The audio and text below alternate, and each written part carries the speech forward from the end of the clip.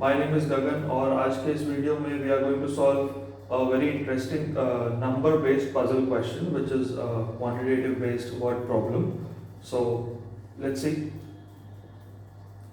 A, B, C, D, E, F, G are consecutive integers which may not be in the same order. ठीक है, A, B, C, D, E, F, G ये 7 integers हैं, but जरूरी नहीं है कि ये सीक्वेंस में होंगे ना, सेम ऑर्डर में हो नहीं सकते, but they are consecutive integers. The lowest among these is greater than 50 and the highest is less than 60. So जो सबसे छोटा इंटीजर है वो क्या है, वो ग्रेटर देन 50 है, मतलब 51 एक पॉसिबिलिटी है, 52 हो सकता है कोई, 53 हो सकता है, 54, 55, 56, 57, 58 और 59. हमने 59 तक क्यों लिखा, बिकॉज जो हाईएस्ट इंटीजर है दैट इज लेस देन 60. तो 51 से बड़ा है स्मॉलेस्ट इंटीजर और 60 से छोटा है जो हाईएस्ट इंटीजर है. तो इन नंबर्स में से कोई 7 कंसेक्यूटिव नंबर्स है. यहाँ हमने 9 नंबर्स लिखे हैं, तो इन 9 में से कोई 7 कंसेक्यूटिव नंबर्स होंगे, 2 नंबर्स रिमूव हो जाएंगे. आगे देखते हैं कैसे. Also the following information is known. First point दिया हुआ है कि e minus D plus 11 is equal to G by 4. Second point दिया है b is prime and also greater than all others. Okay, so ये पॉइंट हमारे काम का है, जिससे हम क्वेश्चन को स्टार्ट कर सकते हैं, राइट. b is prime. अब आप देखो 51 एक प्राइम नंबर नहीं है ना, 3 से डिविजिबल है. 52 इवन नंबर है. 53 एक प्राइम नंबर है. 54 इवन है. 55 भी 5 से 11 से कट जाता है. 56 भी इवन नंबर है. 57 19 से कट जाता है, 3 से कट जाता है. 58 इवन नंबर है. 59 एक प्राइम नंबर है. तो इन 9 नंबर्स में से सिर्फ 2 ही प्राइम नंबर्स हैं, जो कि है 53 और 59. अब b एक प्राइम नंबर है और b हाईएस्ट नंबर भी है. अगर 53 हाईएस्ट नंबर है तो क्या पीछे के 7 कंसेक्यूटिव नंबर्स हैं? नहीं. इसका मतलब हाईएस्ट नंबर जो है वो b है और b प्राइम है. तो यहां से हमें एक बात कंफर्म होती है कि b इज 59. अब क्योंकि b 59 है तो पहला नंबर, दूसरा हो गया 58, तीसरा हो गया 57, फोर्थ हो गया 56, फिफ्थ हो गया 55, सिक्स्थ नंबर हो गया 54 और सेवंथ नंबर हो गया 53. इसका मतलब 51 और 52 इसमें नहीं आते हैं. 53 से स्टार्ट हो रहे हैं नंबर्स और 59 तक है. आई होप ये क्लियर है.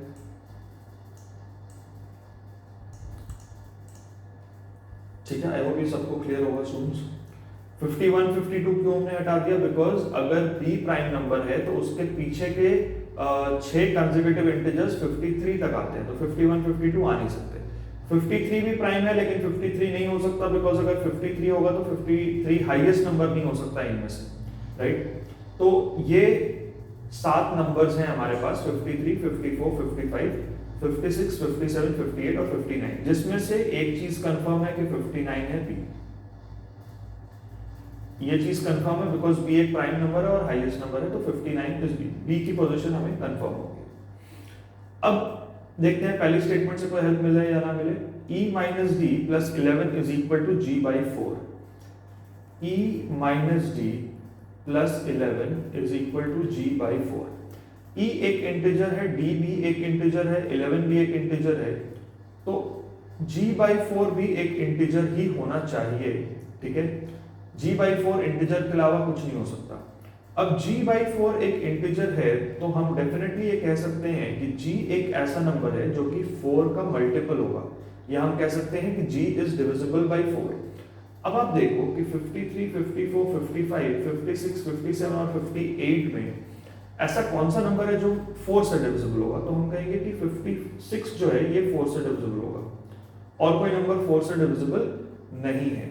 तो हमें दूसरे नंबर की पोजीशन भी कंफर्म हो गई कि g जो है वो 56 है.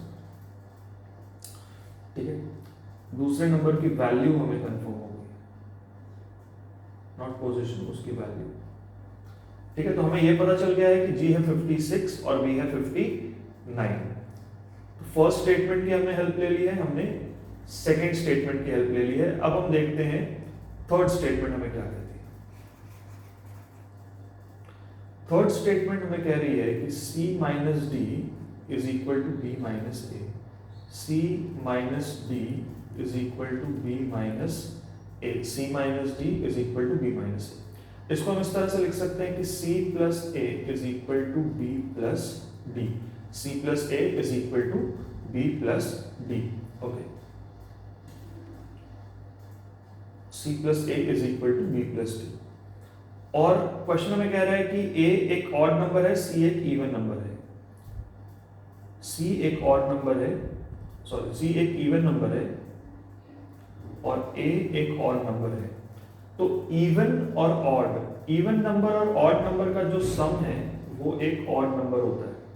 तो मतलब B और D भी जो है वो ऑड सम देंगे, ठीक है ना. B प्लस D का जो सम होगा that is going to be odd. Okay. अब अगर हम फर्स्ट स्टेटमेंट पे फिर से आए तो E minus D plus 11 is equal to G by 4. हमें G की वैल्यू मिल चुकी है 56 बाई 4. तो हम कह सकते हैं कि E minus d is equal to 14 minus 11 that is 3.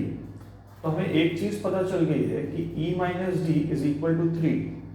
तो हम कह सकते हैं कि E is equal to D plus 3. E is equal to D plus 3. तो अगर D 53 होता है, ध्यान से देखिएगा, तो D प्लस 3 करने पे E आना चाहिए 1 2 3. तो 56 तो E हो नहीं सकता बिकॉज 56 तो G है, तो D 53 नहीं होगा. अब अगर D होता है 54 तो प्लस 3 करेंगे तो E आएगा 57, ठीक है. और अगर D होता है 55, इसलिए मैं नीचे लिख रहा हूं, अगर D होता है 55 तो प्लस 3 करेंगे तो E होगा 58, राइट.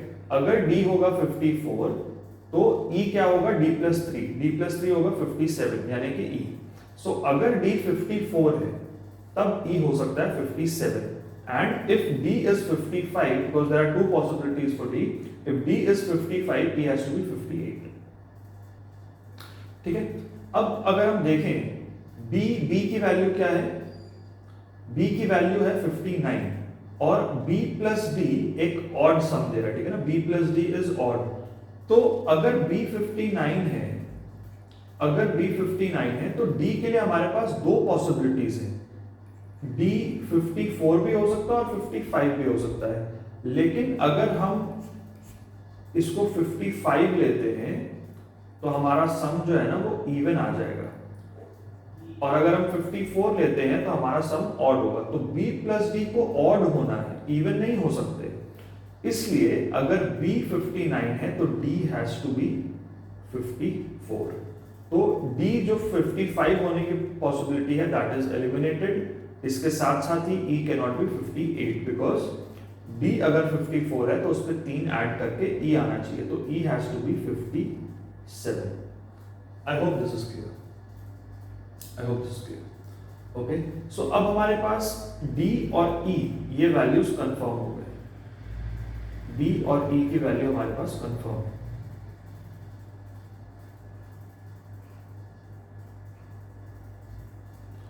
D और E की वैल्यू हमारे पास कंफर्म है.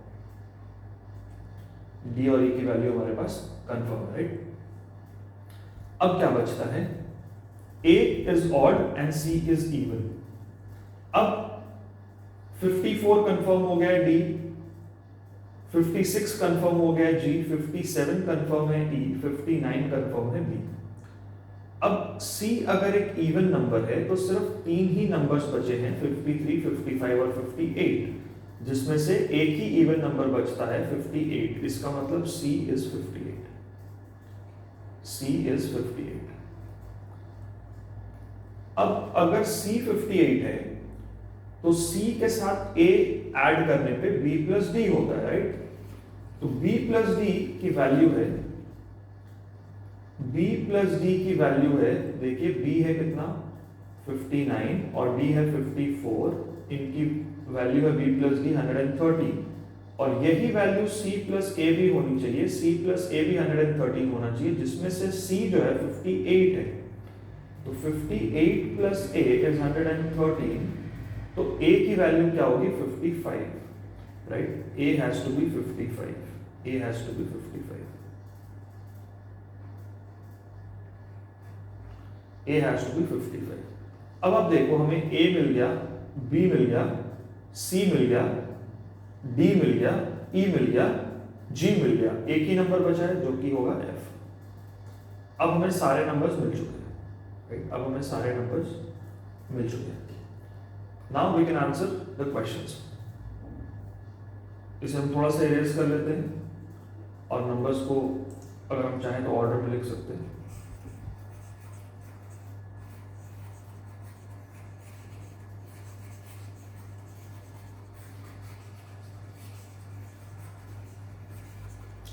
ठीक है, नॉट नेसेसरी कि आप ABCD के ऑर्डर में लिखो, आप लिख भी लो, इसके बिना भी काम हो जाएगा, as you wish. ABCDEF G। A कितना आ गया 55, B कितना आ गया 59, C की वैल्यू क्या है 58, D की वैल्यू क्या है 54, राइट? E की वैल्यू क्या है 57, F की वैल्यू क्या है 53 और G की वैल्यू क्या है 56। ठीक है, ये हमने लिख लिया। अब questions, which of them is the smallest number? Smallest number है 53, which is F. Next, what is the sum of D and F? D और F का सम क्या है 107, right? Which of them is the third smallest number? Third smallest number क्या है? Third smallest number is 55, which is A. A is the third smallest number. तो I hope ये set clear है students. ठीक है, अगर आपको इससे रिलेटेड कोई भी डाउट हो तो आप नीचे कमेंट सेक्शन में पेस्ट कर सकते हैं। I try to solve it out. और अगर आप न्यू है इस चैनल पे तो हमारे चैनल को लाइक करें, अपने फ्रेंड्स के साथ शेयर करें और सब्सक्राइब करें ताकि आने वाले सारे वीडियोस की नोटिफिकेशन आपको मिलती रहे। Thank you.